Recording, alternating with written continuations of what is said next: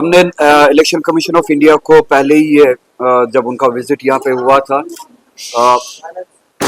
ये साफ अल्फाज में कहा था कि we want a free and fair election in Jammu and Kashmir. इतने सालों के बाद इलेक्शन हो रहा है और उन हालात के बाद इलेक्शन हो रहा है जिन फैसलों के बाद, जिन हालात के बाद हमारा डेमोक्रेसी और इसकी फंक्शनिंग पे जो कमिटमेंट था उसको चोट पहुंचाई गई थी।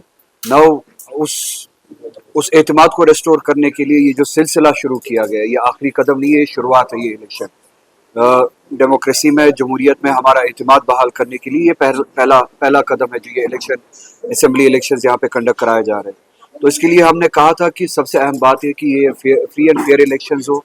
इसमें इलेक्शन कमीशन देखे कि लेवल प्लेइंग फील्ड हो, किसी तरह से भी जो मशीनरी है, गवर्नमेंट मशीनरी है, एडमिनिस्ट्रेशन जो है, उसमें इस तरह का इम्बैलेंस क्रिएट ना किया जाए जिसमें प्रिजुडिस दिखे, बायस दिखे, किसी ख़ास तबके को, जमात को यहाँ पे फ़ायदा पहुँचाने के लिए या उनके टुवर्ड्स हालात को टिल्ट करने के लिए इस तरह की कोई भी इंटरवेंशन नहीं होनी चाहिए।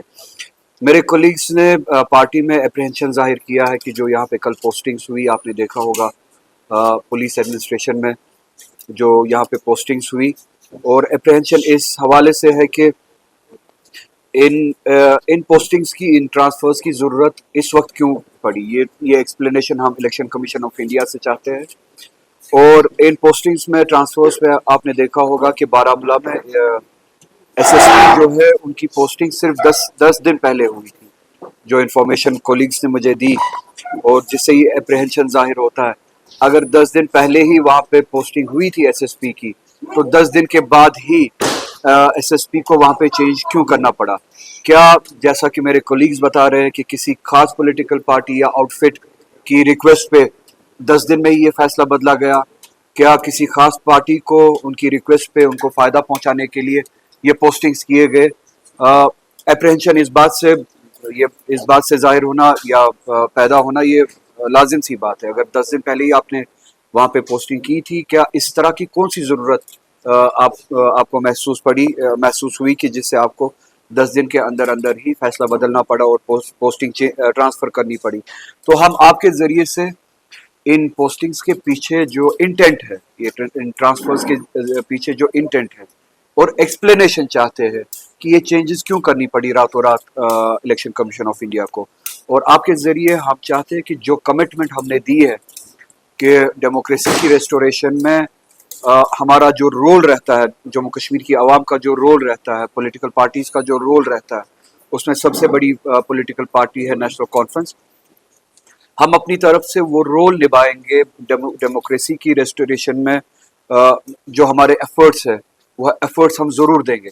और इलेक्शन कमीशन ऑफ इंडिया से हमने कमिटमेंट मांगी थी कि इस तरह की कोई भी इंटरवेंशन नहीं होगी, इस तरह की कोई भी छेड़छाड़ नहीं होगी जिससे शक भी हो कि इलेक्शन शायद फ्री एंड फेयर नहीं होंगे या इलेक्शंस में किसी किस्म का इम्बैलेंस होंगे। तो आपके ज़रिए हम यही सवाल जो है वो इलेक्शन कमीशन ऑफ इंडिया तक पहुंचाना चाहते हैं। और इन पोस्टिंग्स ट्रांसफर्स के पीछे हम चाहते हैं, बिलखुसूस बारामूला का जो ये मिसाल है कि 10 दिन के अंदर अंदर ही इन्होंने फिर से एसएसपी को वहाँ पे चेंज किया, ट्रांसफ़र किया, इस तरह की ज़रूरत क्यों महसूस हुई?